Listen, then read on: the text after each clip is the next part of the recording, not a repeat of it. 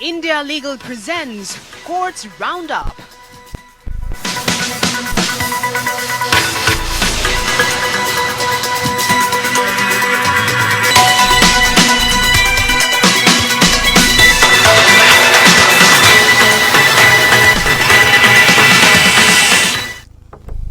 नमस्कार, आप देख रहे हैं हमारी खास पेशकश कोर्ट्स राउंडअप। मैं हूं आपके साथ अक्षय सिंह।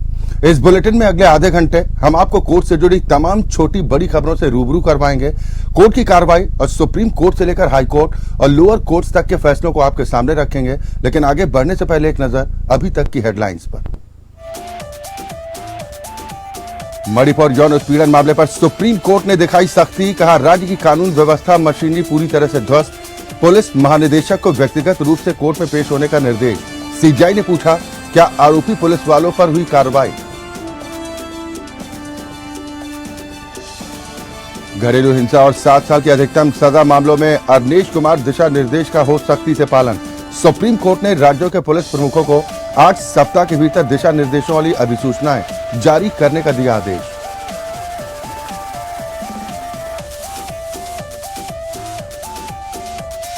पटना हाईकोर्ट से नीतीश सरकार को बड़ी राहत, बिहार जाति जनगणना को मंजूरी, खारिज की विरोध करने वाली याचिकाएं।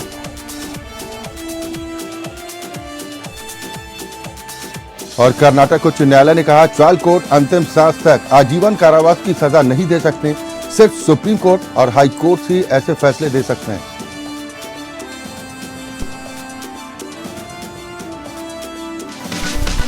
India Legal presents Courts Roundup.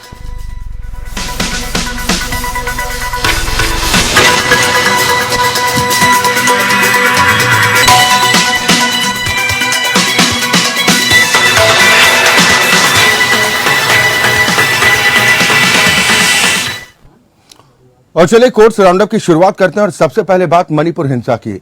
Manipur हिंसा के मामले को लेकर सुप्रीम कोर्ट में सुनवाई हुई। इस दौरान सीजीआई डीवाई चंद्रचूड़ ने बड़ी टिप्पणी करते हुए कहा कि साफ है कि हालात राज्य पुलिस के नियंत्रण से बाहर हैं।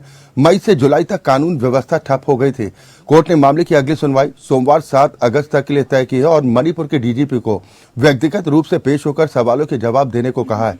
सीजीआई ने पूछा कि क्या पुलिस वालों पर कोई केस दर्ज हुआ है। सीबीआई को मामला सौंपने की मांग पर कोर्ट ने कहा कि एफआईआर तक दर्ज नहीं हो पा रहे थे। अगर 6000 में से 50 एफआईआर सीबीआई को सौंप दी जाए तो बाकी 5950 का क्या होगा। सुप्रीम कोर्ट ने कहा कि यह बिल्कुल स्पष्ट है कि वीडियो मामले में प्राथमिकी दर्ज करने में काफी देरी हुई।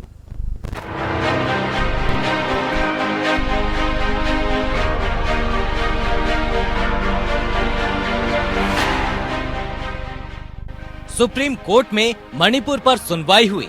कोर्ट ने सख्त रुख अख्तियार करते हुए राज्य में जातीय हिंसा से संबंधित मणिपुर पुलिस की जांच को सुस्त बताया और बेहद तल्ख होकर कहा कि राज्य की कानून व्यवस्था और मशीनरी पूरी तरह से ध्वस्त हो गई है। सुप्रीम कोर्ट ने मणिपुर पुलिस को कड़ी फटकार लगाई और पुलिस महानिदेशक को व्यक्तिगत रूप से कोर्ट में पेश होने का निर्देश दिया।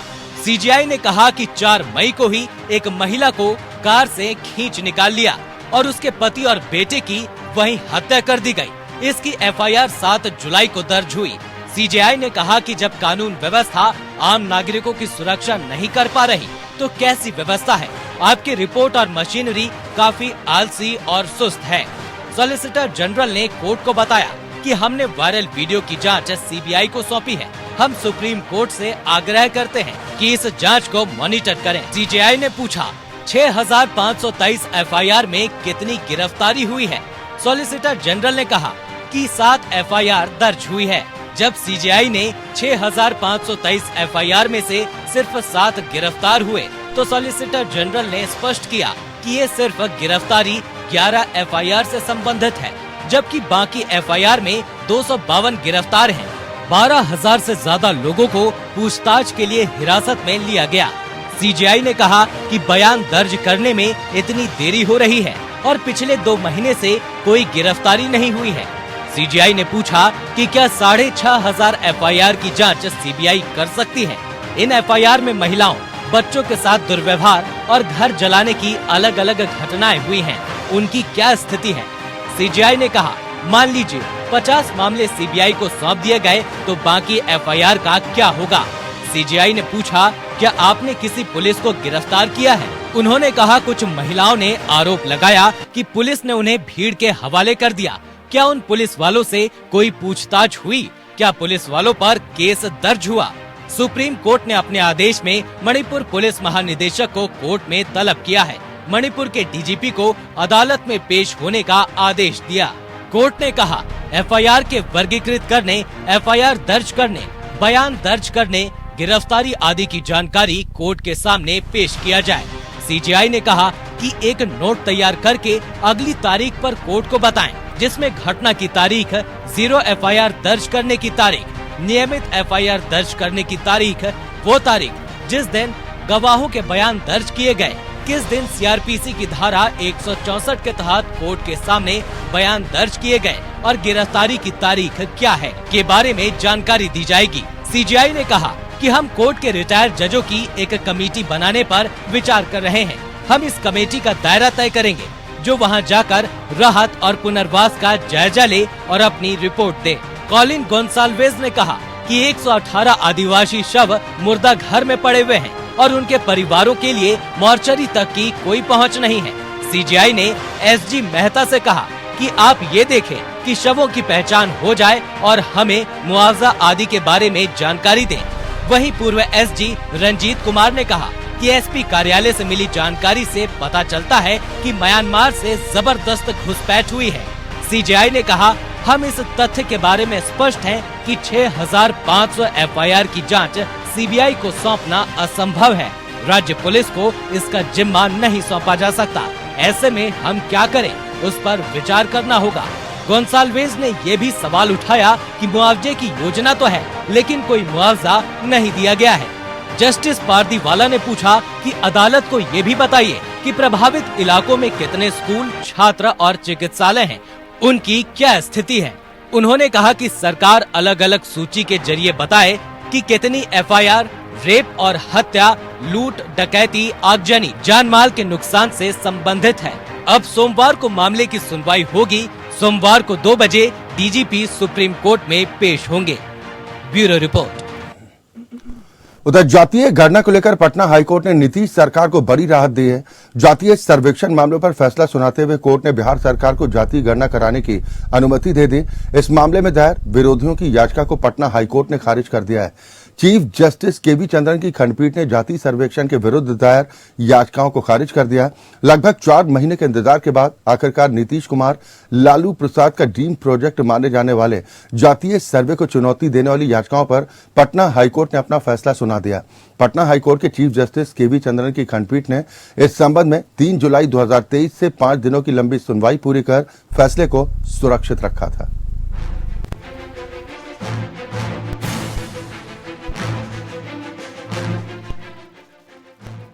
पटना हाईकोर्ट से नीतीश सरकार को बड़ी राहत मिली है। पटना हाईकोर्ट ने जाति आधारित जनगणना और आर्थिक सर्वेक्षण को चुनौती देने वाली सभी याचिकाओं को खारिज कर दिया है। इसी के साथ बिहार में जाति आधारित सर्वे को हरी झंडी मिल गई है। केवल एक लाइन जज साहब का था कि ये रिट याचिका खारिज की जाती है। अब आगे आप लोग क्या, इसके अगेंस्ट हम लोग सुप्रीम कोर्ट जाएंगे। सर जो आपने रीजन दिया था 500 करोड़, अब तो जजमेंट देखने की ही बात बताया जाएगी ना। जजमेंट तो देखे नहीं हम लोग। सर एक ही पिटीशन डाला गया था कि और अच्छा पिटीशन था, सारे खारिज कर दिए, सारे। पटना हाईकोर्ट के मुख्य न्यायाधीश के विनोद चंद्रन एवं न्यायाधीश पार्थ सारथी की खंडपीठ ने फैसला सुनाया। मामले पर 17 अप्रैल को पहली बार सुनवाई हुई थी। हाईकोर्ट ने 4 मई को जाति आधारित गणना पर रोक लगा दी थी। जाति आधारित गणना से जनता के निजता के अधिकार का उल्लंघन होगा। राज्य सरकार सर्वेक्षण के नाम पर जनगणना करा रही है, जो इसके अधिकार क्षेत्र से बाहर है।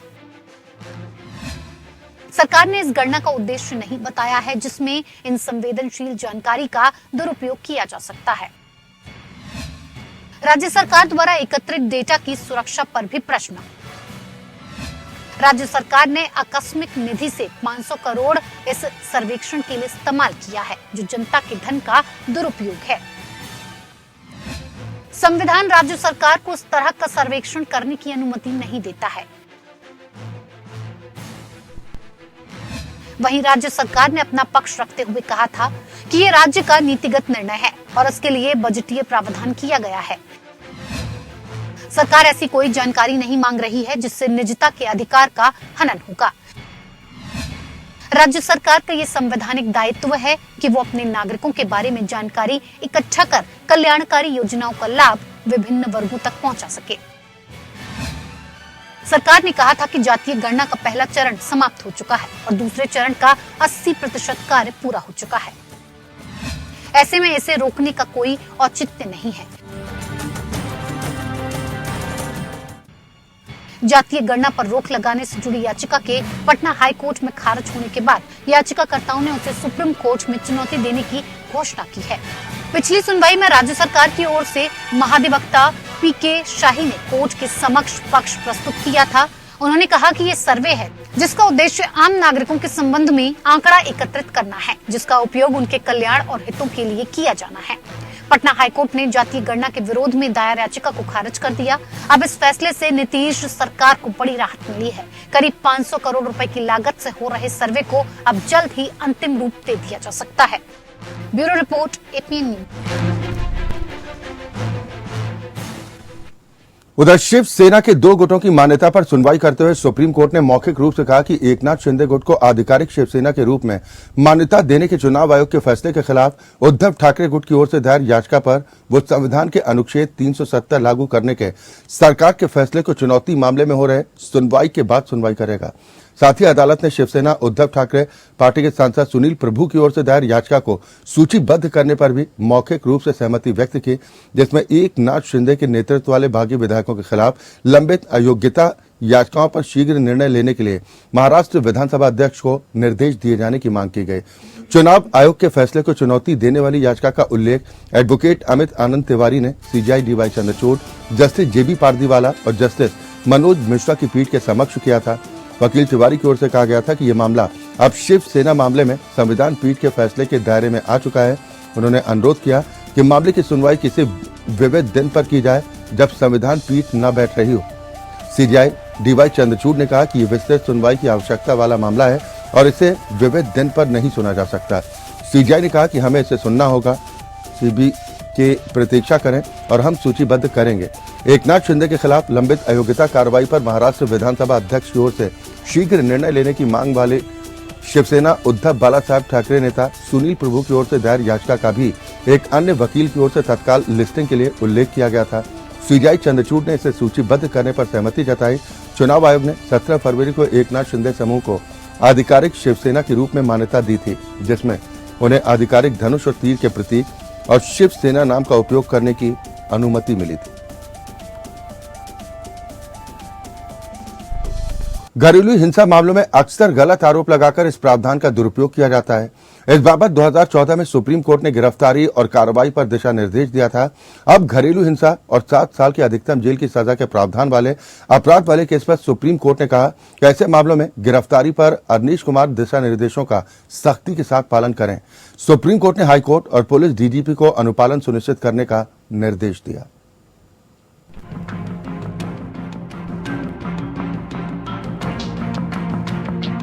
सुप्रीम कोर्ट ने अपने 2014 के अरनेश कुमार फैसले में भारतीय दंड संहिता 1860 की धारा 498A के तहत गिरफ्तारी और 7 साल की अधिकतम जेल की सजा के प्रावधान वाले अन्य अपराधों के लिए शीर्ष अदालत द्वारा निर्धारित दिशा निर्देशों को दोहराया है।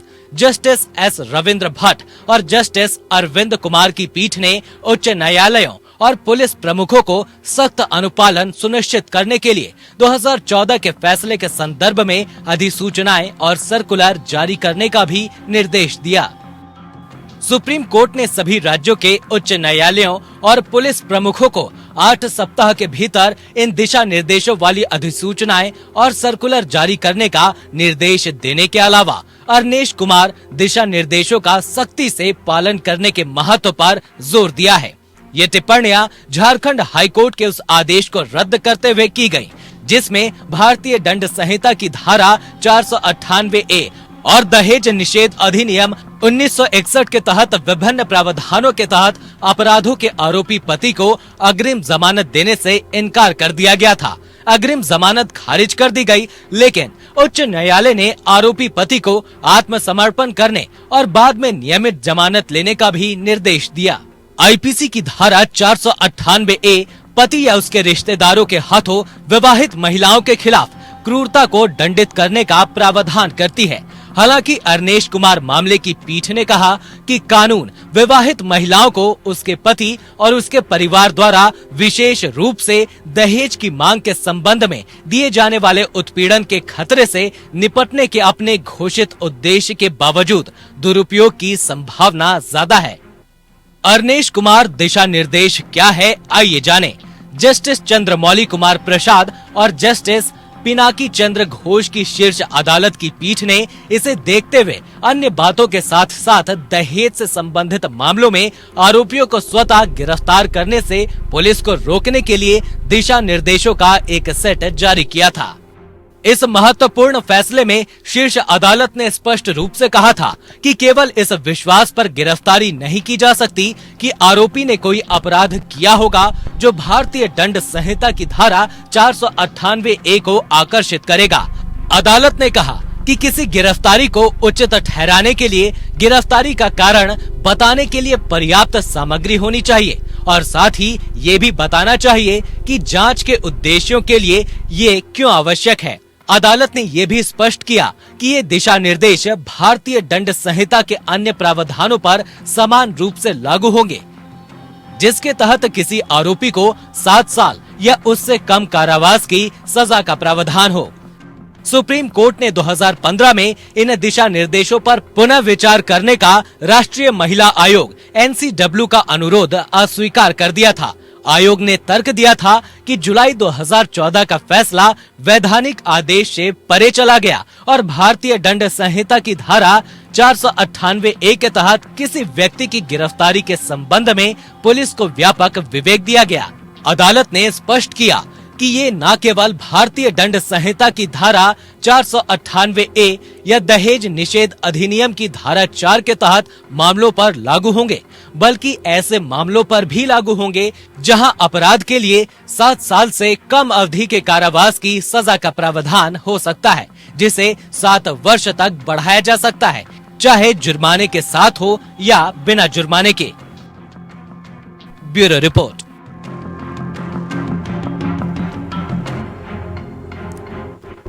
और अब इंडिया लीगल के वेब रिपोर्टर आपको विस्तार में अरनेश कुमार के दिशा निर्देशों के बारे में बताएंगे।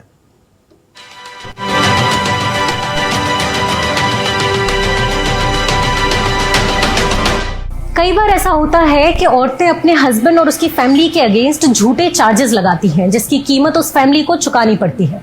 सेक्शन 498A, जिसमें बात की गई है cruelty against women bye husband and relatives, इसमें अक्सर हम देखते आ रहे हैं कि लंबे वक्त से मिसयूज होता आ रहा है। एक बार फिर से सुप्रीम कोर्ट ने हाई कोर्ट्स एंड डीजीपी को अरनेश कुमार गाइडलाइंस को स्ट्रिक्टली फॉलो करने के लिए कहा है। कोई भी पुलिस ऑफिसर अननेसेसरीली अक्यूज्ड को अरेस्ट नहीं करेगा, magistrate casually and mechanically detention grant नहीं करेंगे और सेक्शन 41 ऑफ द CRPC में दी गए पैरामीटर्स को ध्यान में रखा जाएगा। सभी पुलिस ऑफिसर्स को CRPC के सेक्शन 41 के सब क्लॉसेज की एक चेकलिस्ट प्रोवाइड कराई जाएगी। मजिस्ट्रेट के सामने उसी केस को फॉरवर्ड किया जाएगा जो उस लिस्ट से मैच करता हो।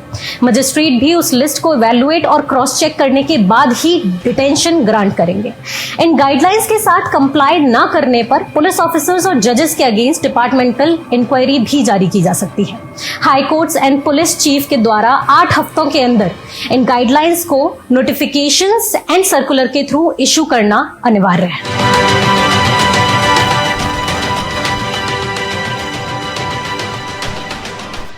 उधर कर्नाटक उच्च न्यायालय ने दोहराया कि ट्रायल कोर्ट दोषी को विशेष श्रेणी की सजा या छूट की संभावना के बिना आजीवन कारावास या दूसरे शब्दों में आखिरी सांस तक कारावास नहीं दे सकते। न्यायमूर्ति के सोमशेखर और न्यायमूर्ति राजेश राय की पीठ ने स्पष्ट किया कि केवल उच्चतम न्यायालय और उच्च न्यायालय ही ऐसी सजा दे सकते हैं। यह भारत संघ बनाम वी श्रीहरन अलियास मुरुगन मामले में सुप्रीम कोर्ट के फैसले के मद्देनजर है, जो राजीव गांधी हत्या मामले में दोषी व्यक्तियों की माफी से संबंधित था। उस मामले में सुप्रीम कोर्ट ने राय दी थी कि जघन्य अपराधों में वृद्धि, मामलों के निपटारे में देरी और पीड़ितों के हित को देखते हुए कभी कभी विशेष श्रेणी की सजा जरूरी होती है। हालांकि उच्च न्यायालय ने बताया कि शीर्ष अदालत ने कहा था कि ऐसी विशेष श्रेणी की सजा केवल उच्च न्यायालय या फिर सर्वोच्च न्यायालय के द्वारा ही दी जा सकती है, ट्रायल कोर्ट के जरिए नहीं। उच्च न्यायालय ने अपने प्रेमी के पति की हत्या के आरोप में एक व्यक्ति की निचली अदालत के दोष सिद्धि और सजा को चुनौती देने वाली अपील पर सुनवाई करते समय ये टिप्पणी की। सेशन कोर्ट ने आरोपी शख्स को दोषी करार देते हुए उसे आखिरी सांस तक आजीवन कारावास की सजा सुनाई थी।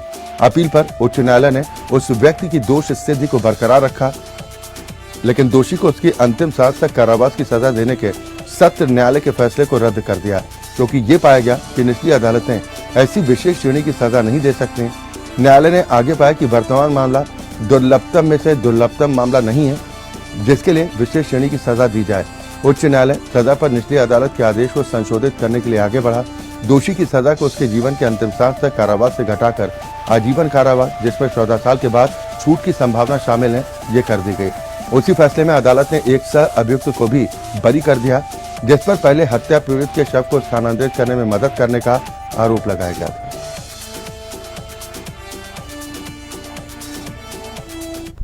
और इसी के साथ हमारी खास पेशकश में अभी के लिए बस इतना ही। खबरें लगातार जारी। India Legal presents Courts Roundup.